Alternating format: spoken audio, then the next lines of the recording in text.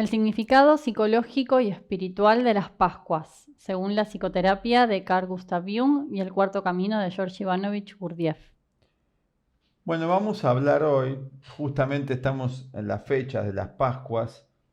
¿Qué tenía para explicar la psicología de Carl Gustav Jung, el psicólogo suizo, o George Ivanovich Gurdjieff, creador de la psicología y la filosofía del cuarto camino, o la escuela Aztlán, de la mano de nuestro maestro y director, el filósofo León Azulay, acerca de este evento que se viene conmemorando en la humanidad, que es las Pascuas, desde hace 2000 años, desde aproximadamente, 2000 años podríamos decir, si tomamos la fecha de la crucifixión de Cristo, del año 33 después de Cristo, estaríamos casi exactamente a 9 años de que se cumplan los 2000 años exactos de ese momento histórico. Después podemos ver algunas correcciones en fechas, en datos, pero no es el tema de hoy lo fundamental, sino las enseñanzas y por qué algo puede permanecer tanto tiempo vigente. ¿Qué significa? ¿Cuál es la esencia de esas enseñanzas del proceso? Creemos que hay una enseñanza. Si queremos tomarlo como un evento histórico, todo evento histórico es enseñanza para el ser humano.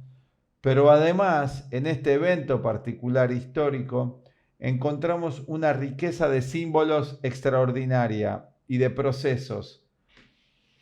Cuando hablamos de símbolos, vamos a explicar a qué nos referimos, porque hoy se está hablando mucho de lo simbólico y muchas veces quizás pierda fuerza. Vamos a ir explicando algunas ideas que consideramos la punta del iceberg para ir comprendiendo más profundamente qué fue ese mensaje, qué fue ese evento histórico, por qué tiene la vigencia que tiene en el ser humano actualmente, ya sea aquellos que sean creyentes o en los no creyentes, pero la humanidad sigue conmemorando ese momento, aunque sea hoy a través de un viaje, de una diversión o de vacaciones, pero sigue estando la fecha. Le damos la bienvenida a la Escuela de Psicología y Filosofía Aztlán de Conocimiento Unificado Integral, que tiene su voz a través de este canal, El Escarabajo de Oro, y otras redes sociales donde también estamos con presencia. Ya comenzamos.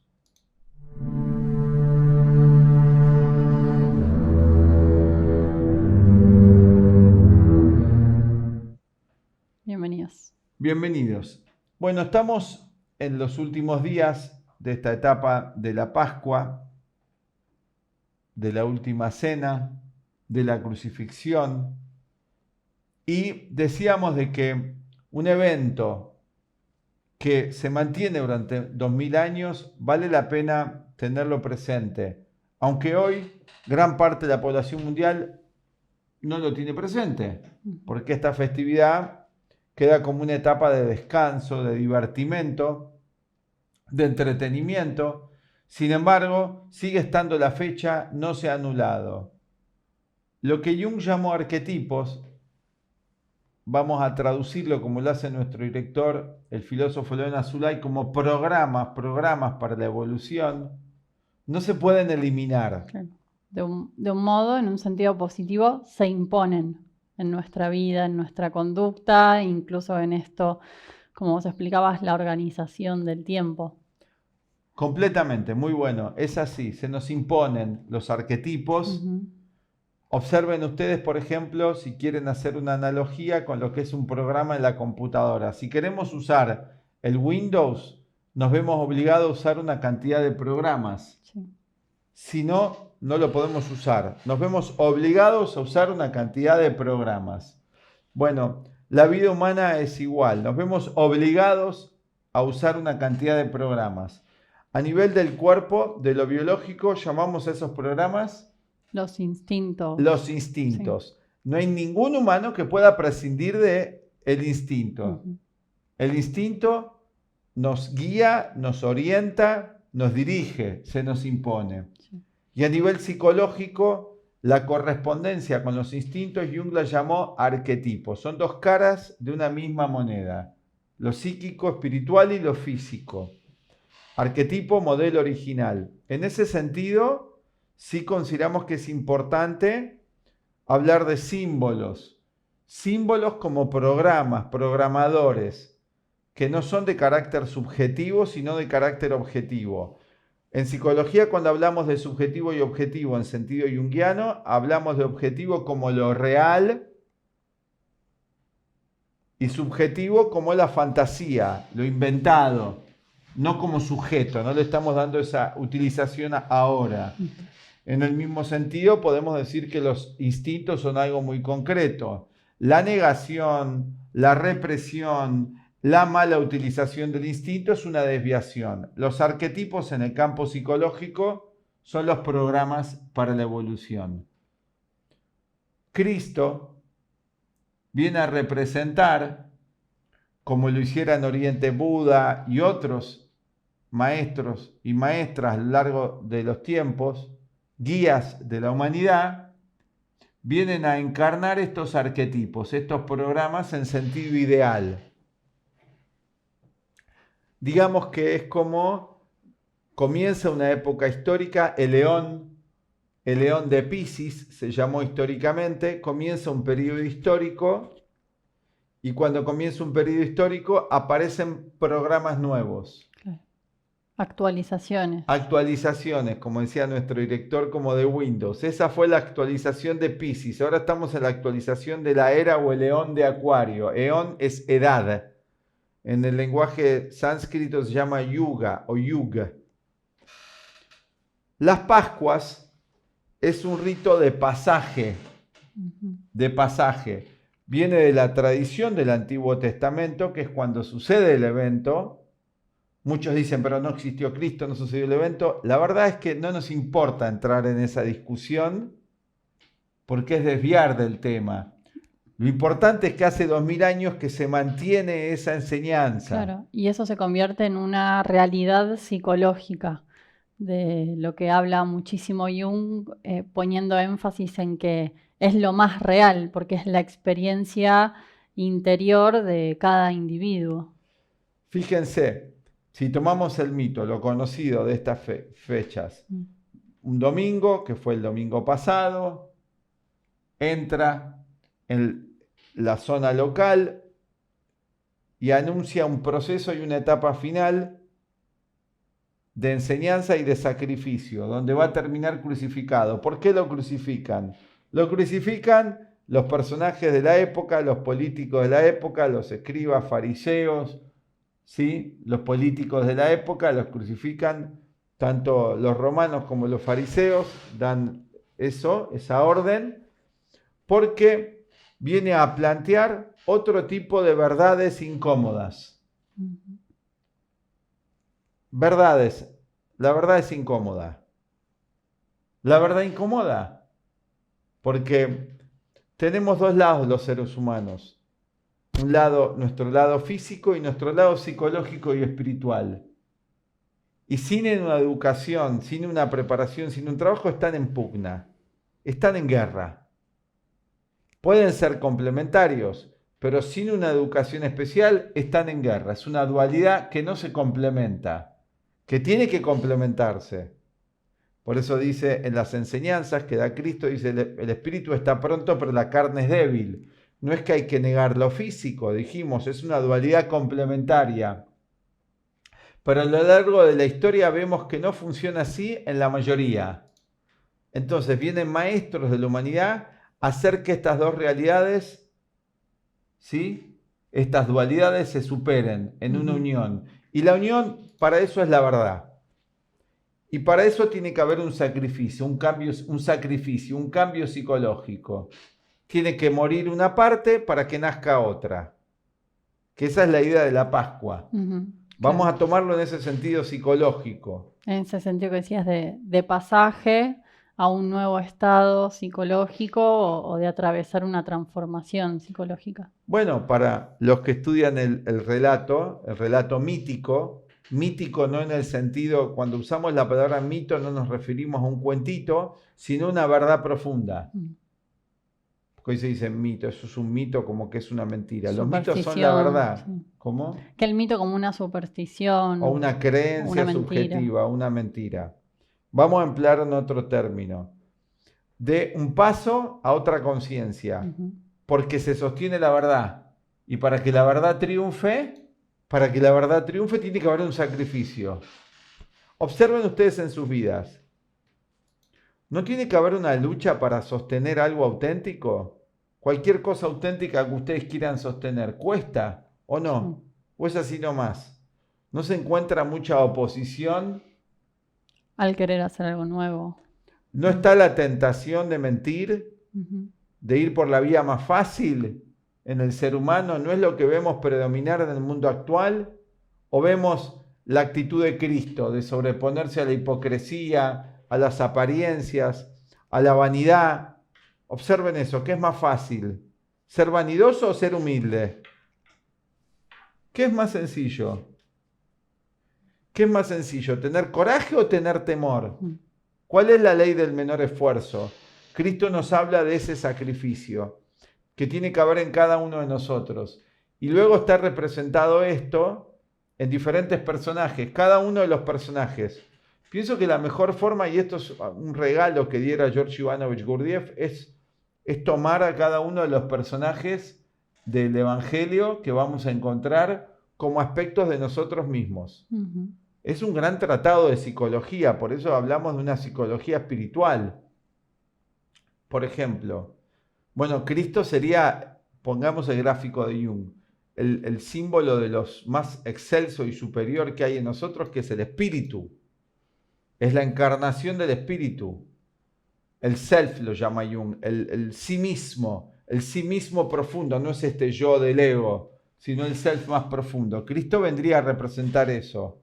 Y luego hay varios personajes a lo largo del Evangelio. Están los personajes más profanos. Claro, que representan la traición, la deslealtad. Vamos a ver ejemplos, por ejemplo. ¿Quién se nos ocurre? Para que vean si en nosotros esto no está. Y para que ustedes vean si a lo largo de estos 2000 años de tiempo estos personajes han aparecido, estos arquetipos una y otra vez, estas personificaciones de aspectos de la psicología y el comportamiento humano. Un conocido es Poncio Pilato. Poncio Pilato es el político que sabe en parte cuál es lo verdadero, pero que le interesa mantener su poder. Y para mantener su poder tiene que traicionar lo verdadero. ¿No existió eso?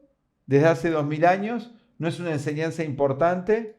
Y en la gente cuando se dice y refiere, estás lavándote las manos, estás actuando como Poncio Pilato. Inclusive para la mayoría de la gente hoy que ni siquiera ya sabe que representa la enseñanza de la Pascua.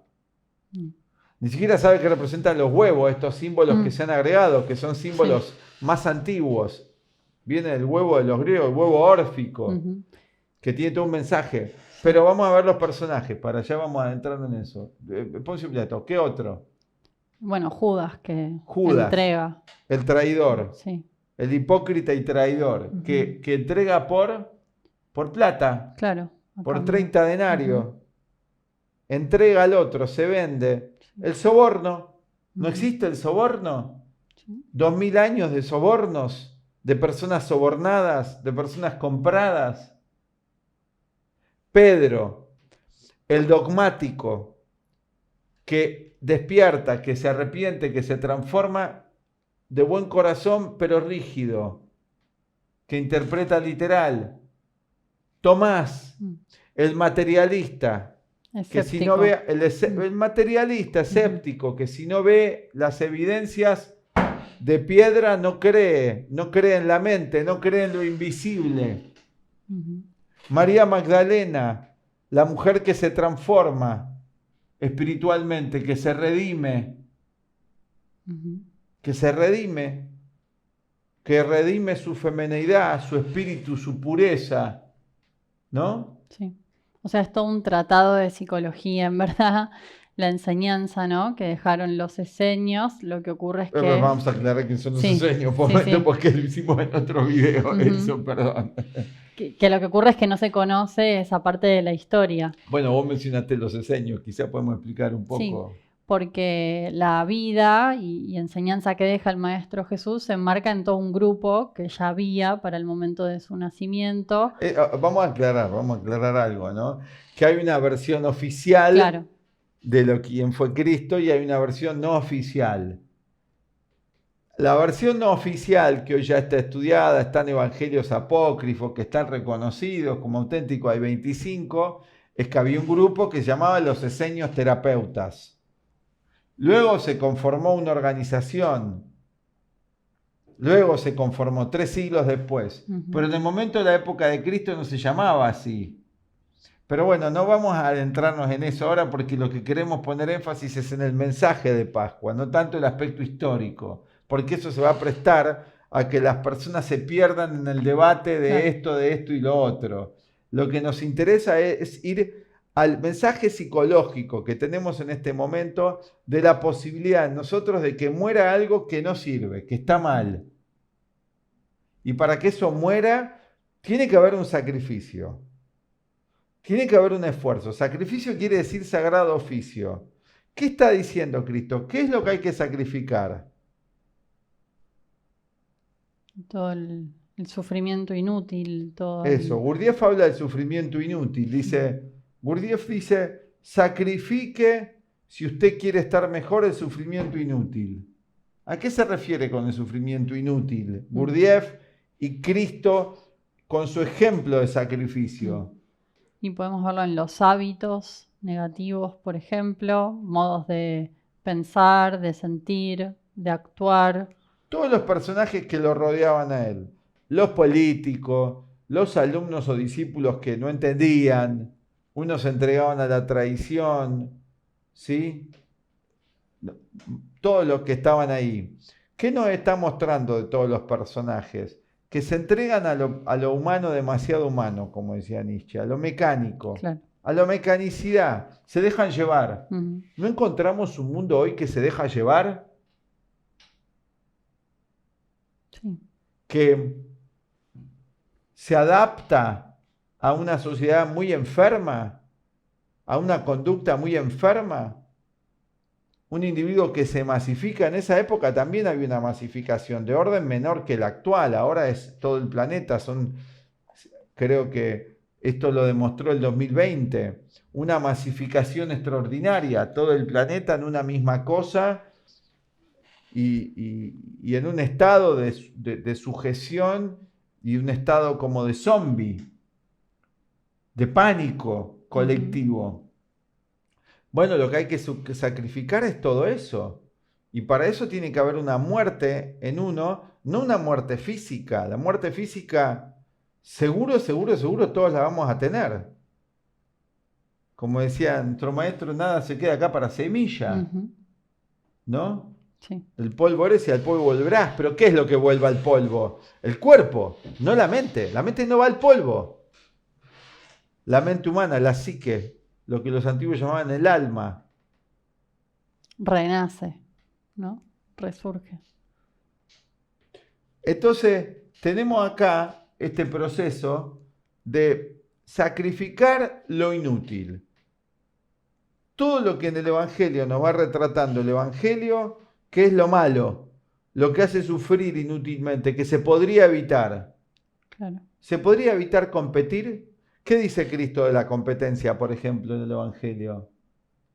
A los discípulos. ¿Qué les enseña? Que él venía a anular la idea del ojo, por ejemplo, ¿no? No, pero me refiero, sí, esa es otra, a lo grupal. ¿Qué dice los últimos? La competencia, los últimos serán los primeros. Sí.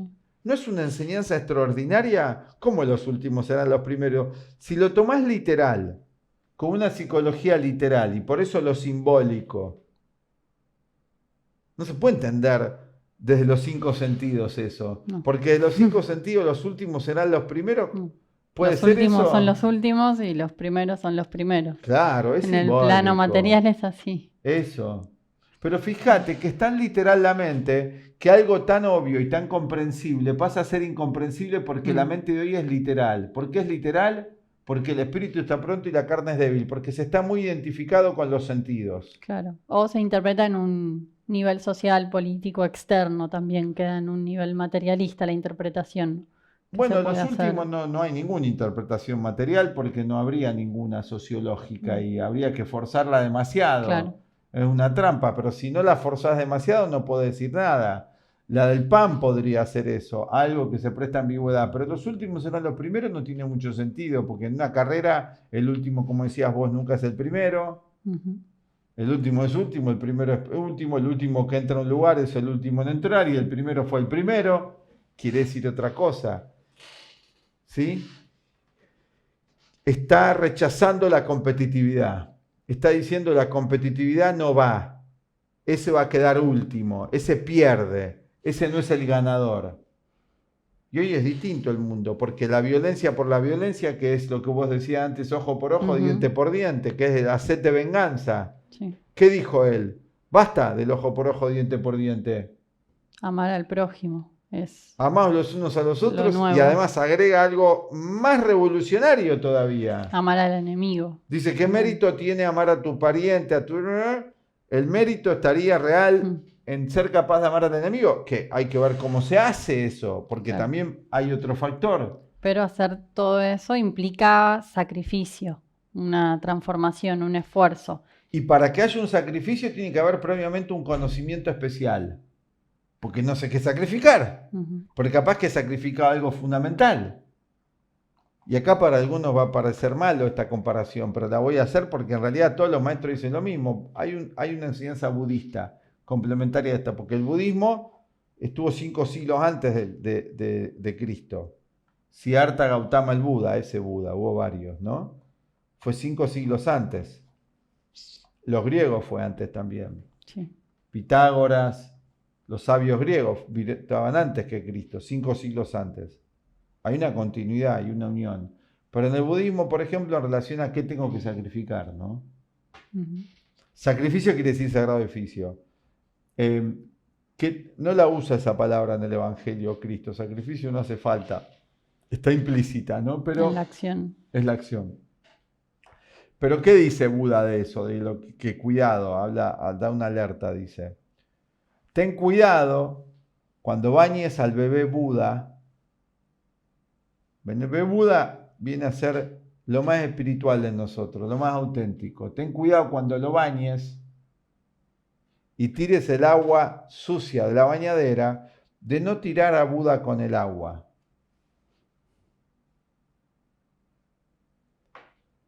Entonces, hay que ver, hay que usar el discernimiento para poder discernir y no confundirse y tirar lo auténtico.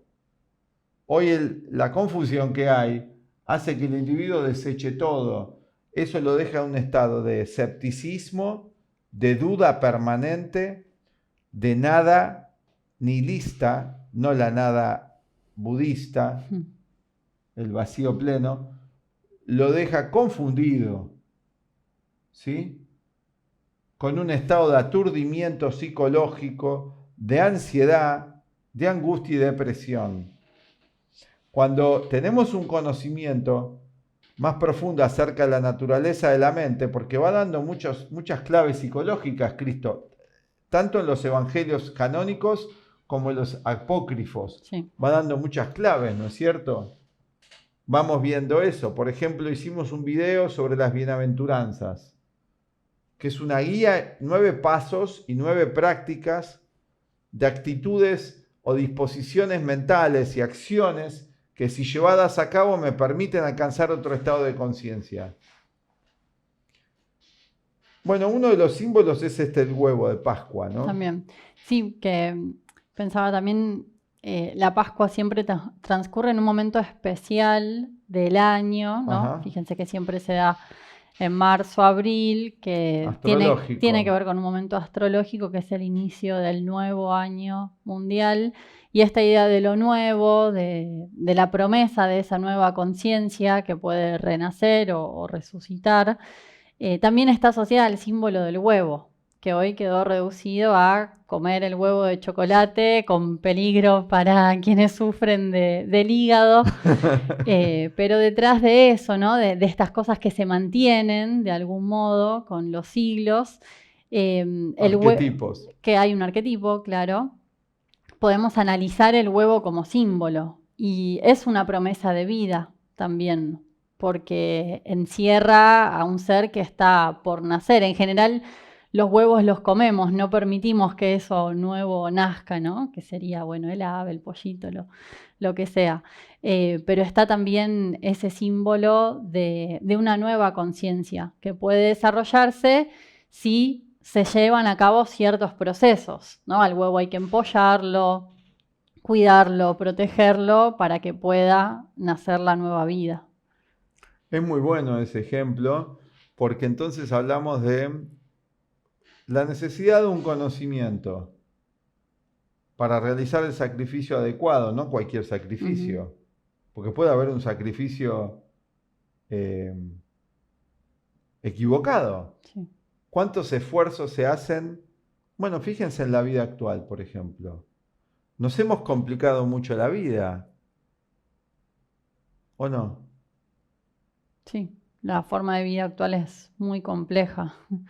No compleja, perdón, complicado. Claro, Nos hemos sí, complicado. se vuelve complicado. Se vuelve entreverada, Ujú. dificultosa, ¿no? Sí, sí. ¿No es cierto? Sí, Muy. sí, el contacto con los otros o La forma de cualquier vida, las tema ciudades cotidiano. como están armadas. ¿Se podría hacer de otra manera? Sí, sí. Mismo la tecnología facilita cosas y complica muchas otras. ¿Contamina el planeta? Ujú. ¿Se podría usar otra energía? No se hace. Y no se hace todo esto mejor porque justamente estamos hablando que los personajes son los negativos de los que Cristo combate. Temporalmente tienen el mando. En nosotros, en cada uno, no solamente en los políticos, en los dirigentes, porque eso sería politizar todo y no ver en cada uno la propia oscuridad, Sí. el propio mal. Cristo no dice todo el tiempo estar viendo la paja en el ojo ajeno y no la viga en el propio. Obviamente que hay hoy psicópatas por todas partes dirigiendo el mundo, pero también hay personas así, muchas. Las personas van a la guerra también y van a matar. Está bien, reciben una orden, pero podrían hacer otra cosa si tuviesen otra conciencia. Entonces necesitamos un conocimiento especial acerca de la vida, diferente. Cristo habla de esto también en el Evangelio. ¿Qué dice de esto? ¿Cómo lo llama ese proceso?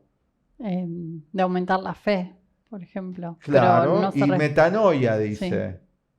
Sí. Y lo llama metanoia. ¿Vieron cuando dice una y otra vez? Lo habrán escuchado, o inclusive, si no son católicos, igual lo habrán escuchado. Igual está en la conciencia colectiva esto ya muy marcado, arrepentirse de algo. ¿De dónde viene la idea de la palabra arrepentirse? De una traducción inadecuada del complejo de culpa instaurado de una mala traducción de los escritos evangélicos, que es cuando Cristo dice que alguien comete un error, dice no se arrepintieron y por lo tanto, bueno, es condenado, castigado, echado al infierno afuera de crujir y rechinar de dientes, que también hay que entender qué significa ese infierno, etc. Pero la palabra original del griego era metanoia. Cuando dice cometió un error uno, la actitud frente al error, dice el Maestro Jesús, maestro, es metanoia, que quiere decir cambiar la forma de ver la situación. Pero no es un cambio puramente intelectual, es un cambio afectivo, es un cambio activo. Cuando pensamos en cambio, hoy por el racionalismo nos estamos imaginando cambio en la forma de pensar en decir algo diferente.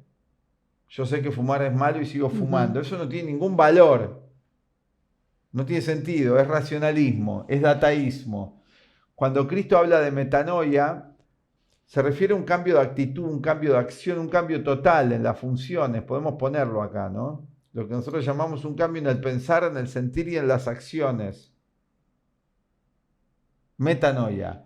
Y entonces ahí hay verdadero cambio y transformación frente a un hecho negativo que cometí. O sea, hay dos tipos de culpa también, ¿no? Sí, una que tiene una función correctiva porque nos hace prestar atención a ese error que cometimos. Pero te hacen creer que la culpa es solamente de carácter social. Claro, Mentira, hay no, una no, culpa que es natural. propia de la mente humana, donde un corrector que hay en lo que Jung llama el inconsciente colectivo, el inconsciente más profundo, más allá de la sociedad, le dice al individuo, esto no es humano, este comportamiento que tenés no es humano. Y es un impulso a mejorar, si no seguiríamos cometiendo los errores. Es como el dolor físico en un nivel, Es ¿no? lo mismo. No sé, tengo lastimado algo y no siento dolor, entonces se va a seguir lastimando porque no lo cuido, no corrijo esa conducta que me está lastimando. En lo psicológico es igual. Pero después sí hubo toda una culpa falsa en base Para a, manipular a la gente. claro, en base a ideas erróneas, no a errores que comete el ser humano, sino a sugestiones, Bueno, se condenó los instintos, por falsedades. ejemplo, el Claro. instinto sexual y otros instintos que no se puede reprimir eso. Está mal enfocado el tema y tener culpa por eso es equivocado. Ahora, hacer cualquier cosa va a llevar a error, obvio, Sí, también, sí. ¿no? Hoy hay nuevas culpas falsas, ¿no? A veces pensar con sentido común, con cierta lógica, está mal visto, entonces la persona se siente culpable y anula su juicio muchas O veces. usar cierto lenguaje, decir palabra normal, la persona se siente mal. Claro. No es aceptado porque empiezan todos los debates. Bueno, ¿y qué es lo normal y qué es lo anormal? Empieza toda una discusión bizantina, pero discúlpame, hay cosas que funcionan bien y cosas que funcionan mal. Eso no es de carácter subjetivo. ¿El reloj anda o no anda? Claro. Y también en el comportamiento humano esto es así. Está nuestro pensamiento muy alterado, muy confundido. Bueno, las enseñanzas de Cristo y esto que hablabas vos del huevo y lo que tiene que nacer en nosotros nuevo y ayudarlo a que nazca en nosotros, pero para eso decíamos, conocimiento. Una vez que tenemos un conocimiento vamos a saber qué es lo que hay que sacrificar, porque vamos a tener un discernimiento del plan más profundo de la vida. Hay un plan en la vida. ¿Hay un plan en la vida o no? ¿Entienden lo que decimos? Hay un programa en la vida humana. Sí, un sentido, una meta. Bueno, un plan, un programa. Sí, estoy de acuerdo. Sentido, meta, pero estas palabras también hoy se va a asociar a algo subjetivo, algo que a mí, yo me hago mi meta. No hablamos de eso, hay una meta más allá de mí. Claro, Después están mis metas, pero hay una meta. En el mundo animal, ¿no hay una meta? Sí, la supervivencia. Bueno, esa es muy elemental, sí. Esa es cierto, pero más allá, cada animal tiene una meta. La continuidad de la especie. Sí, pero otra cosa me refiero con la meta. Me refiero a que cada animal tiene un programa, no es idénticamente igual el programa de una hormiga que de un águila, etcétera. El programa de todo lo que tiene que hacer para cumplir con esa gran meta que vos decís, sobrevivir, reproducirse, etcétera. Tienen que hacer una cantidad de cosas. No es lo mismo lo que tiene que hacer una abeja que lo que tiene que hacer un águila. No es lo mismo lo que tiene que hacer un vegetal y lo que tiene que hacer una piedra. Cada uno tiene un arquetipo. Esa es la meta. Es el alfa y el omega. El arquetipo está al final y está al comienzo. Está en el origen y está en la meta final. Es el alfa y el omega, que es como el círculo que la serpiente que se muerde la propia cola. Es esa totalidad. Y en el humano hay una meta. Después están mis metas particulares. Sí. Pero la meta humana, el programa, es tan importante. Y los antiguos nos referimos a la sabiduría de la antigüedad, la sabiduría de los antiguos pueblos, que había sabiduría, porque esto está en libros además. Ha quedado eso, hay que leerlo. Está la sabiduría de los filósofos griegos. Están las Enéides de Plotino, donde hay 10.000 ideas metafísicas. Está todas las enseñanzas que dejara Aristóteles en metafísica. Están los antiguos códigos del Manava Dharmasastra, el Bhagavad Gita, los libros de sabiduría. En América el Popol Vuh, el Chilam Balá, son grandes tratados de metafísica, donde hay guías. Están los Evangelios, Antiguo y Nuevo Testamento. las enseñanzas sufíes, hay enseñanzas de la humanidad, las enseñanzas de Lao Tse y Confucio, hay guías para la humanidad, donde nos habla de qué se trata la vida, qué es este juego de la vida. Por eso el conocimiento de esto es fundamental para poder establecer si nuestras metas personales están alineadas o no con esa gran meta o la contradicen completamente. Es como los animales alterados por los humanos. No pueden alcanzar la meta. Se extingue la especie. Nos estamos extinguiendo como especie si rechazamos las enseñanzas, si no las estudiamos, si no las conocemos, si no tenemos otro tipo de conocimiento de la vida que el oficial. ¿Y el oficial qué conocimiento es? Racionalista, materialista, ateo. ¿Cómo hacer mejores casas? Sí, es necesario, el nido. Los animales también van mejorando su nido, pero ¿hasta qué punto eso es todo? ¿Qué dijo Cristo de eso? Que no solo de pan vive el hombre. No solo de pan vive el hombre. Y la mujer también. Hombre se refería a genérico humano. No solo de pan. No, pero la gente te va a decir, no, es todo el pan. No, y encima hoy el pan es con mucho gluten, así que estaría No es tan menos. sano. No es muy sano además, pero dejando ese humorada, ese chiste de lado, se refería a que el ser humano necesitaba algo más. El cuerpo necesita pan, ¿no es cierto? O comida, no sé si pan hoy, pero necesita comida, ¿no? Sí. La mente necesita otro tipo de comida. No le basta con tener la panza llena a la mente humana. Necesita afecto. Necesita conocimiento si es humano. Los animales no necesitan libros. No necesitan conocimiento. Pascua. Una gran oportunidad para tomar conciencia de los conocimientos de la humanidad, que los dijimos así en general, para contarles, invitarlos, lean los evangelios. No importa a qué fe adhieran. Si son hindúes, lean los evangelios.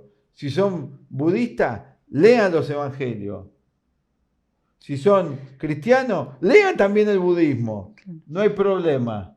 Van a encontrar varias cosas en común. En común. Pero hay que practicar algo ordenado primero. Es conveniente. Podemos practicar algo ordenado. Nosotros ofrecemos eso en nuestra escuela, un orden en la práctica, un orden en el conocimiento. Y luego podemos comparar, que hay muchas comparaciones que se pueden hacer. Así que, bueno, les deseamos no felices Pascuas desde la escuela Aztlán, no vamos a decir felices. Este es un tiempo de humanidad muy serio, muy importante. Cambió el año astrológico el 21 de marzo, que claro que sí comienza la Pascua a partir del año. Hicimos otros videos, además nos dedicamos a esa ciencia. Y hay un gran momento en este momento, dramático.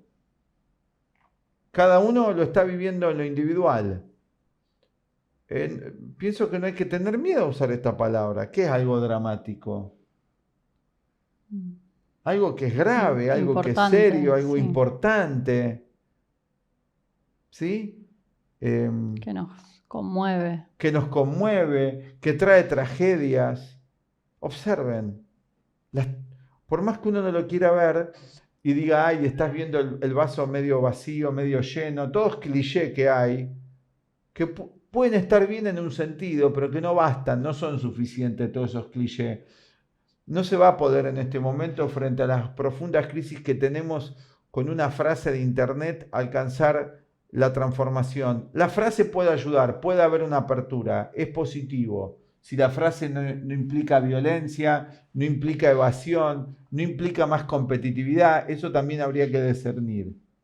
Que si la frase está mal estructurada, me va a llevar a acciones equivocadas, el concepto errado. Este momento es así dramático, como todo lo que le tocó vivir a Cristo del sacrificio. Hay personas en este momento que se están sacrificando por la verdad, sin violencia, no siendo tontos. ¿Qué dijo Cristo de eso? Ser manso como la paloma, pero astuto como la serpiente. Miren todas las enseñanzas. Sí.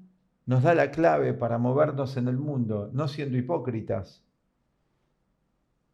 Miren qué fantástico. Ahí tienen una frase. Inmejorable, es para ponerla en todos los YouTube.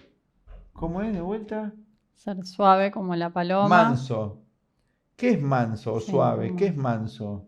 tranquilo. Sin violencia. Sin violencia, sí. Un día le pregunté a mi maestro, ¿qué es esto de manso? Manso. Tenía una idea medio negativa de la mansedad, como de estúpido. Claro. Este es mansito, ¿no? Como el animal mansito, como que le falta competitividad. No. Manso es sin violencia. Manso como la paloma, dice, pero Astuto. astuto como la serpiente. O sea, en equilibrio. ¿Por qué? Porque no todo el mundo va a estar igual en este momento, pero yo tengo un corazón más puro. Estoy trabajando en tener un corazón más puro, moviéndome en un mundo bastante impuro. Pero mi corazón puro. La intención tiene que ser pura, no manipulativa. No manipulativa. Entonces puedo moverme en el mundo sin ser del mundo. Puedo saber qué acciones tomar. Para eso necesito más conocimiento acerca de la naturaleza humana, más conocimiento del plan general de la vida. Eso ofrece la psicoterapia Jung y el cuarto camino de Gurdjieff. Nos despedimos desde la Escuela Aztlán. Hasta el próximo video. Le pueden dar like si les ha gustado. Bueno, todo lo que se hace acá para que esto llegue a más personas. Compártanlo si les ha gustado este material en este momento tan especial para todos. Y antes de despedirnos, les compartimos la invitación al nuevo curso de psicoterapia, donde tratamos toda la práctica para llevar a cabo estas metas, estas ideas que proponen estas enseñanzas del Maestro Jesús como de todos los maestros de la humanidad. Nos despedimos hasta la próxima. Gracias. Chao. La Escuela Aztlán de Psicología y Filosofía de Conocimiento Unificado Integral los invita al curso online sobre la psicoterapia de Carl Gustav Jung y el cuarto camino de George Ivanovich Gurdjieff. En este curso se aprenderá la esencia de estos dos sistemas que consideramos fundamentales para el ser humano moderno. Esta enseñanza puede abrirnos a una perspectiva completamente nueva de nosotros mismos y del mundo en que vivimos, y asimismo darnos soluciones muy eficaces y prácticas a los complejísimos problemas que hoy nos tocan vivir. El método Aztlán fue creado por el filósofo León Azulay y lleva 60 años haciendo un mundo mejor. Abajo encontrarán toda la información en la descripción, el temario completo y el modo de participación. Los esperamos.